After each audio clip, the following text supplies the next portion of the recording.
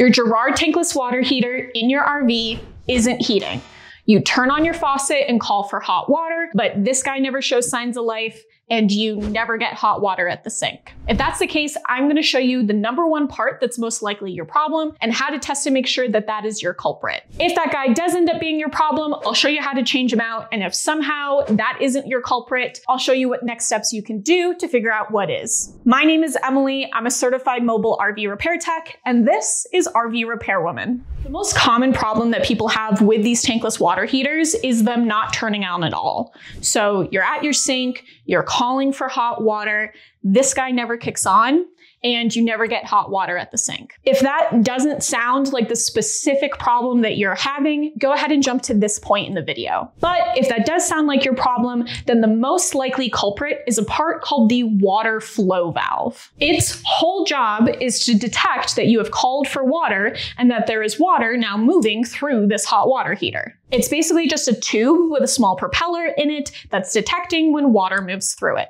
Nothing fancy. But sometimes that propeller can get jammed or sometimes just stop working entirely. To see if the water flow valve is your problem, call for hot water at a sink and then head over to your control panel. It should look something like this. When the water heater is working properly, you should see 3 icons on your control panel: a fan, a flame, and a faucet. The faucet icon only comes on when the water heater detects that water is flowing through the water heater. The faucet icon comes on when the water flow valve detects that water is flowing through the water heater. So if you don't have that faucet icon coming on when you call for hot water at a sink, it means that the water heater isn't detecting that water is moving, which is a really good sign that the water flow valve is your problem. If you are seeing that faucet icon, but the water heater still isn't kicking on, then you're most likely looking at having to test your control board. Just jump to this point in the video where I'll show you a guide that will help walk you through testing every part of your control board to make sure it's your problem. But for all of my people with no faucet icon showing up, we now need to ask the question, is that icon not showing up because there isn't enough water moving or because the water flow valve isn't detecting that water? Make sense? You see, in order for the water heater to kick on, that water flow valve needs to see at least 0.8 gallons of water moving through it per minute. To test if you have enough water pressure in your RV, take a gallon jug, head over to any faucet in your RV, and time how long it takes to fill that jug. If it takes less than 1 minute and 25 seconds to fill up that gallon jug, then it's looking like your water pressure is probably totally fine, and again, points to that water flow valve being your most likely culprit. You can jump to this point in the video where I walk through how to double check to be 100% sure, and then how to change it out. But if it took more than 1 minute and 30 seconds to fill up that gallon jug, then you most likely have a water pressure problem as opposed to a water heater problem. Here are a couple of things that you can look at that might be affecting your water pressure. I'm not going to go too in deep here because this is mostly a video about tankless water heaters, but here's a couple of things just to get you started.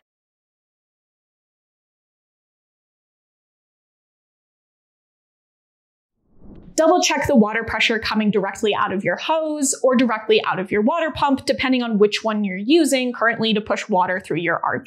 You may also have a restriction in your plumbing somewhere. If you live somewhere with really hard water, that hard water buildup might have worked its way into some of your pipes or one of your connections and is preventing water from moving through the RV freely. A big sign of this would be if you have really good water pressure at one sink, but really terrible water pressure at another. That's implying that something is blocking the water between those 2 faucets. Number 3, check your outdoor shower on your RV. Sometimes in some older outdoor faucets, if we have those 2 handles set to mix, we might be mixing our cold and our hot water in ways that are going to keep the water heater from turning on. So I'd recommend, just to be sure, go ahead and turn your outdoor shower completely off, both for the cold and the hot. Just make sure the whole outdoor faucet is totally off. Number 4, if you have a water pressure regulator,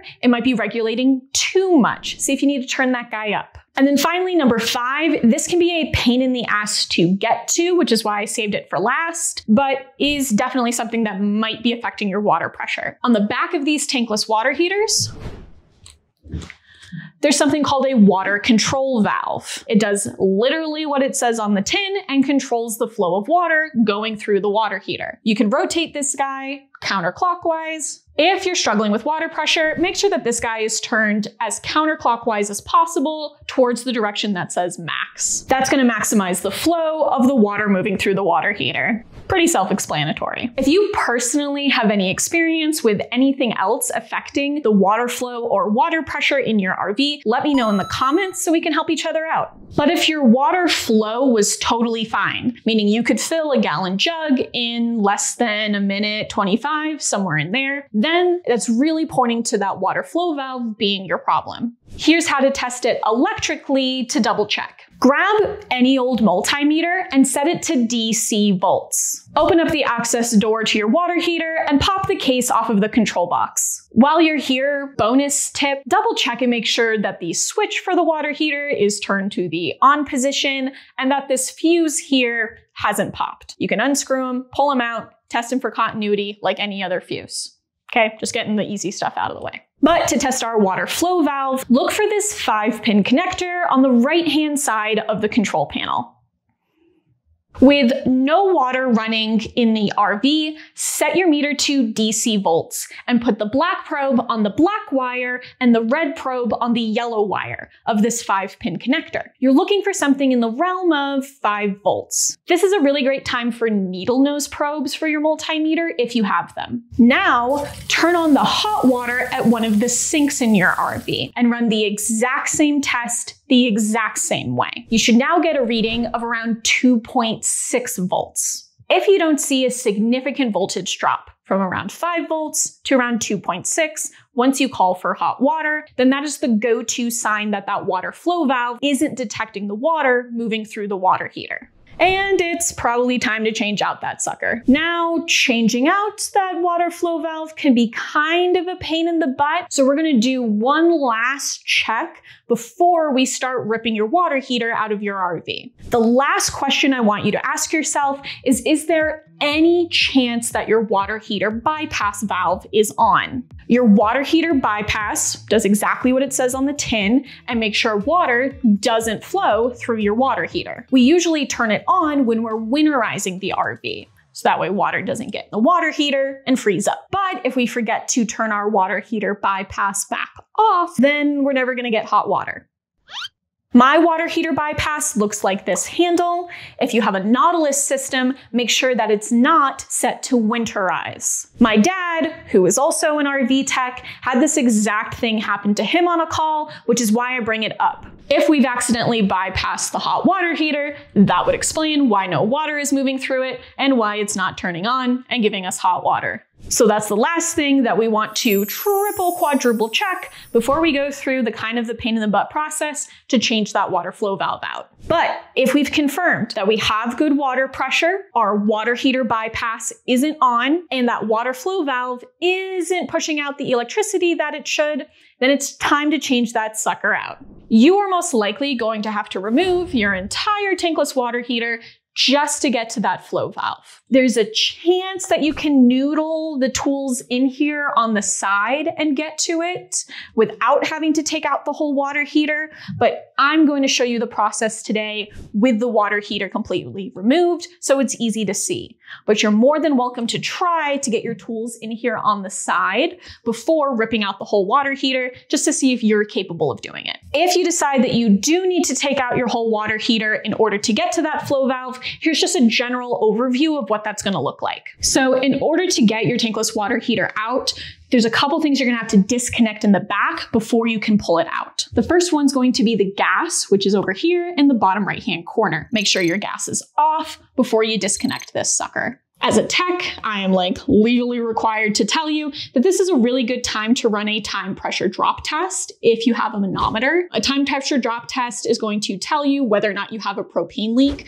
before you crack a line. And then that way you can run the same test after you crack this line to confirm that you fully reconnected it when you're done. That way you know you don't have a leak before and you don't have a leak after. It's a great safety precaution. I guess you don't have to do it, but it's something I highly recommend whenever you're disconnecting propane lines. The other main thing you're going to do is go over to that water heater bypass valve and make sure that it's in the on position. So we're bypassing the hot water heater. You can then disconnect your 2 water lines. Turning that bypass valve is going to mean that we have as little water come out as possible when we disconnect the water lines. There's still going to be some water, but significantly less if we didn't throw that bypass valve. And then the final thing back here is to just look at your electrical lines and see if you have enough slack to pull the whole thing out, or if you're going to need to cut or disconnect any lines to get enough slack. You got this. At the front of the water heater, there's just going to be a bunch of screws going along the perimeter. Just undo those screws, and then for the most part, this bad boy is good to pull out.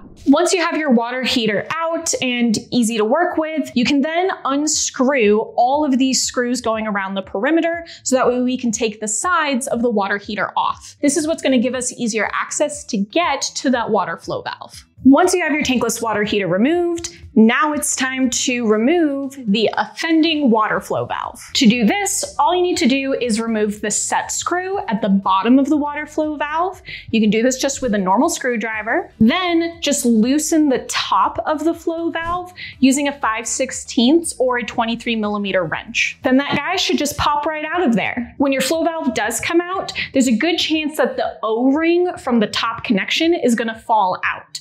Make sure to not lose this guy because you're going to want to put him back in when you reinstall the new water flow valve. While you're here, also double check that the O-ring on the bottom connection hasn't been lost or damaged in any way. If he is, just go ahead and replace him. Then to install the new water flow valve, you're just going to do all of those steps in reverse, making sure that that O-ring ends up back in that top connection, retightening down with that 15/16 wrench, and re-putting in the set screw.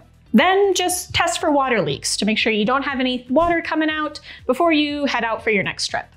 You got this. But if for whatever reason you got through this whole video and found out that the water flow valve was not your problem, then I highly recommend going to rvrepairwoman.com/tankless, where I have step-by-step PDF guides that will walk you through how to troubleshoot every part of your tankless water heater. We'll test everything from the pressure switch to the ECO, the water temperature inlet, and all of the connections on the control board. These PDF guides cost less than what pretty much any tech is going to charge you in order to come out and look at your water heater, and you can do all the tests yourself, so that way you know nobody's trying to upcharge you on something you don't actually need. Again, if those sound interesting to you, you can find them at rvrepairwoman.com/tankless. You got this. And if after doing all of this diag, you realize that you freaking hate your tankless water heater and are considering changing him out for a tanked water heater, check out this video where I walk through the pros and cons of each so you can decide which is the best choice for you. This has been RV Repairwoman. You got this.